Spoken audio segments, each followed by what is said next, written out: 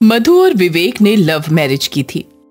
विवेक की मां कांताबेन को मधु एक आंख नहीं भाती थी, शायद बस इसलिए कि कांताबेन ने अपने बेटे के लिए दूसरी लड़की पसंद कर रखी थी। अरे विवेक, इससे तो अच्छा होता कि तू पूनम से ही शादी कर लेता। अब क्या हुआ माँ? क्या नहीं हुआ वो पूछ। तेरी पत्नी कुछ काम की नहीं, उससे एक काम बोलती हूँ पूरा दिन लगा देती है वो काम करने में। एक नंबर की कामचोर है, कामचोर।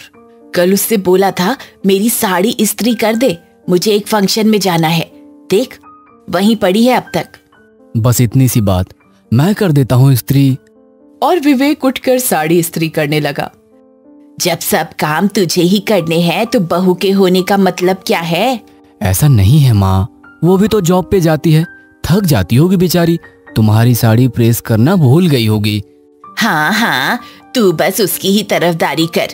जब घर का सारा काम तुझे करना पड़ेगा ना, तब समझेगा। और चढ़ा बीवी को सर पर। अक्सर कांताबेन अपने बेटे को उसकी बीवी के लिए खरी खोटी सुनाया करती थी, पर विवेक के कानों में तो जूं तक ना रेंगती। वो अपनी पत्नी और माँ दोनों से बहुत प्यार करता था, इसलिए वो हमेशा झगड़ा खत्म करने की कोशिश करता था। जैसे आज दोनों सास बहू इस बात पर लड़ रही हैं कि घर पर कौन सा रंग लगाया जाए। विवेक, तू नीला रंग लगा। नहीं विवेक, येलो, मुझे येलो पसंद है।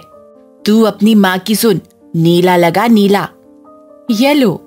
सास बहू आपस में लड़ रहे थे और विवेक ने आधी दीवार पर नीला रंग दिया और आधी दीवार पर पीला। अरे शांत हो जाओ, शांत। देखो, मैंने दोनों रंग एक ही दीवार पे लगा दिए। कुछ दिनों में मदर्स डे आने वाला था, इसलिए विवेक ने अपनी माँ के लिए एक सोने का हार ऑर्डर किया था, जिसकी आज डिलीवरी आई। विवेक पार्सल खोल ही रहा था कि मधु वहां आ गई। ओह वाह, ये मेरे लिए है ना? नहीं मधु, ये माँ के लिए है। क्या? अरे वो मदर्स डे आने वाला है ना। तुम बस अपनी माँ का ही सोचते रहो, मैं नहीं दिखती तुम्हें? मेरे लिए कभी ऐसे एक्सपेंसिव गिफ्ट लाई हो क्या?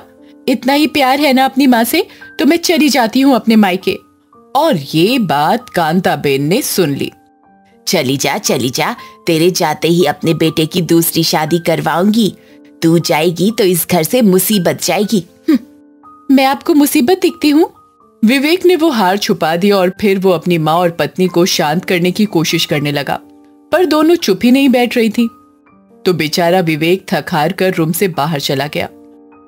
विवेक हमेशा सोचता रहता था कि कैसे वो अपनी माँ और पत्नी में सुलह कराए, और शायद भगवान ने उसकी ये बात सुन ली। एक दिन सुबह मधु ने कपड़े धोकर बालकनी में सूखने के लिए डाल दिए। उन कपड़ों से पानी टपक रहा था जो नीचे रहने वाली डॉली के प्लांट्स में गिर रहा था। डॉली ने ये टपकता हुआ पानी देखा और वो भड़क गई। इनकी इतनी हिम्मत कैसे हुई? मेरे प्लांट्स पे गंदा पानी डाल रहे हैं, अभी इन्हें मजा चखाती हूं। डॉली सीधा ऊपर गई और बेल बजाया। कांताबेन ने दरवाजा खोला। ओ आंटी, आपको समझ में नहीं आता कि बालकनी में कपड़े नहीं सुखाने चाहिए? आपके कपड़ों का गंदा पानी मेरे प्लांट्स में गिर रहा है। आपके पानी से मेरे प्लांट्स मर जाएंगे। वो बेटा, मैं आपकी बेटी बेटी नहीं हूं, जो बोल रही हूं वो सुनो। वो कपड़े वहां से निकालो और अगली बार उस बालकनी में कपड़े मत डालना, वरना। तभी मधु वहां आ गई। वरना क्या कर लेगी? क्या कर लूंगी? तुम दोनों सास बहू को चक्की पिसवाऊंगी, चक्की। बड़ी आई हम दोनों को चक्की पिसवाने वाली। इतनी ही फिक्र है ना अपने प्लांट्स की, तो उन्हें कहीं और लगा। हमारे कपड़े तो वहीं सूखेंगे। तू सुखा के तो दिखा। डॉली सीधा घर के अंदर घुस गई और मधु से झगड़ने लगी। डॉली मधु को तमाचा मारने ही वाली थी कि कांताबेन ने उसका हाथ रोक लिया और दूसरे हाथ से उसके जोर से तमाचा मार दिया। पल भर के लिए डॉली की हवाइयां उड़ गई। मेरी बहू को हाथ लगाया तो मुझसे बुरा कोई नहीं होगा। तमाचा खाकर डॉली को समझ में आ गया कि वो इन सास बहू से लड़ नहीं सकती। वो अपनी मुंडी झुकाकर चली गई। यहां मधु भी सोच में पड़ गई, उसकी सास ने उसे मार खाने क्यों नहीं दिया। मधु अपने कमरे में गई और रोने लगी। आज तक वो जिस सास से लड़ती झगड़ती रहती थी, वो आज उसके लिए लड़ रही थी।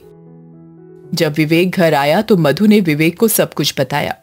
मैं ना कहता था कि मेरी माँ बहुत अच्छी है, बस थोड़ा उन्हें मनाना पड़ेगा। हाँ, और मुझे ये भी समझ में आ गया कि वो मेरी सास नहीं, मेरी माँ जैसी है। चलो, आज मदर्स डे है, आज उन्हें उनका गिफ्ट देते हैं। अच्छा, चलो। विवेक और मधु दोनों वो सोने का हार लेकर कांताबेन के रूम में गए। वहां उन दोनों ने कांताबेन को विश किया और फिर उन्हें वो सोने का हार दिया। थैंक यू, पर बेटा अब मेरी उम्र नहीं है कि मैं सोने का हार वार पहनूं।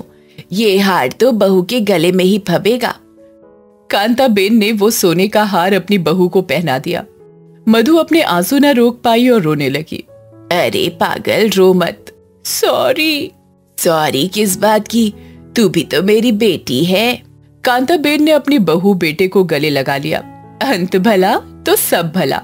और इस कहानी ने हमें ये समझा दिया कि चाहे सास बहू में कितनी भी अनबन क्यों ना हो, पर समय आने पर वो दोनों एक दूसरे की ढाल बन जाएंगी।